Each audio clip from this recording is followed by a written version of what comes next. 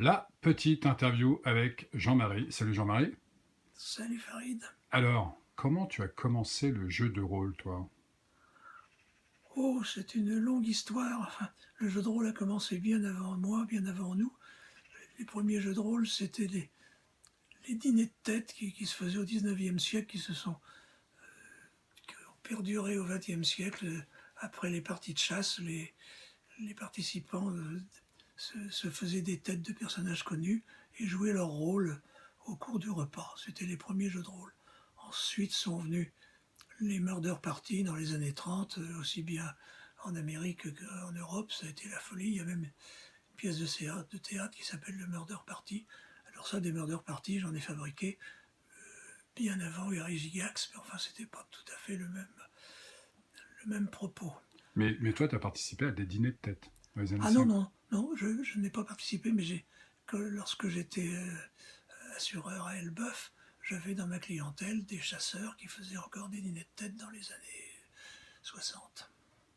Et toi, t'es venu comment au jeu parce que tu as commencé par les figurines, a priori. Alors, le jeu, effectivement, j'étais un petit peu fanatique de Soldats de plomb. Et dans les années 79-80, j'apprends l'existence d'une vente à Deauville de figurines.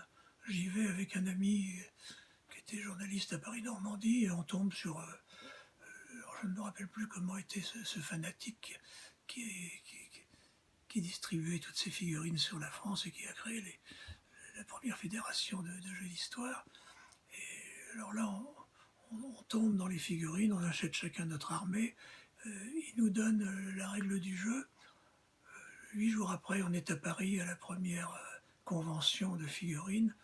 On en tombe sur les fesses, on revient à Rouen et on crée le club de jeux d'histoire de Rouen. C'était quelle année à peu près, ça? Ça, on est en 79. D'accord. Donc on fait des figurines pendant de 79 à plus soif, mais au cours de l'existence de ce jeu, on ramasse tous les joueurs d'échecs et de bridge qui jouaient dans le même établissement que nous et qui, en voyant les figurines, ont délaissé leur jeu favori pour venir jouer avec nous, si bien qu'on se retrouve quand même à une trentaine de participants dans les années 80, au moment où arrive le jeu de rôle. Alors quand le jeu de rôle arrive, bien longtemps après les Parisiens, parce qu'on était en province, c'est le raz-de-marée. On se retrouve à 7 ou 8 à faire des figurines. Et alors tout le monde bascule dans le jeu de rôle. C'est là que j'achète mes premiers Donjons et Dragons en anglais. Et ça dure jusqu'à mon départ pour Verneuil-sur-Avre en 82. Et toi, t'as masterisé très vite. Alors oui, Ancien homme de théâtre, il n'y avait pas de difficulté pour bien toi. sûr, il n'y avait pas de problème. D'autant plus que je ramassais mes gens dans les joueurs de figurines, dans les joueurs de Mahjong, puisqu'on avait aussi un club de Mahjong. Chez Lucie Marie, ma fille, qui devient vite une adepte du jeu de figurines et du jeu de rôle.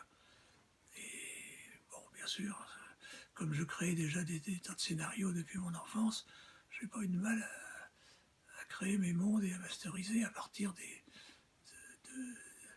schémas que donnaient les jeux de rôle, imprimés par les Américains, la plupart, bien sûr. Donc, arrive en 82, je m'exile à Verneuil-sur-Avre, petite cité de 7000 habitants. Je crée mon club de, de jeux de rôle avec lesquels on fait des partenariats avec le club de Rouen. Et c'est à ce moment-là que je me rends compte que la clientèle des rôlistes se sépare de façon très tranchée entre ceux que j'appellerais les intellos, c'est-à-dire les élèves de grandes écoles, les étudiants, etc., qui ont besoin du jeu de rôle pour se changer les idées et puis pour s'amuser. Et puis les gens comme ceux que j'avais à Verneuil pour la plupart, et qui étaient des jeunes de familles défavorisées et qui se plongeaient dans le jeu de rôle parce qu'ils avaient besoin de changer de vie. Et pour eux, c'était presque une question de survie parce que il venait aux réunions plusieurs fois par semaine pour, pour, pour avoir un autre personnage que celui dans lequel il traînait misérablement. Donc ça c'est Verneuil, ça dure jusqu'en 92. 92, j'en ai marre de l'assurance et je dis à Lucie, ma fille, qui vient de finir ses études, je te prends un relais des cartes. Ah, sympa le père. Bah, j'avais aussi toute une, tout un staff derrière moi d'amis rôlistes qui étaient prêts à tenter le coup. Et tenter le coup, c'est le cas de le dire. On s'installe à Verneuil-sur-Avre, 7500 habitants, un suicide financier bien sûr. Ça dure 6 mois, mais Lucie fait ses premières armes.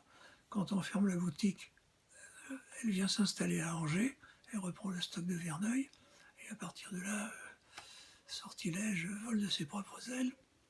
Entre-temps, moi je suis venu à Laval, fondation du club de Laval, où je trouve le même genre de clientèle que précédemment, c'est-à-dire des, des étudiants haut de gamme, si je puis dire, et puis des gamins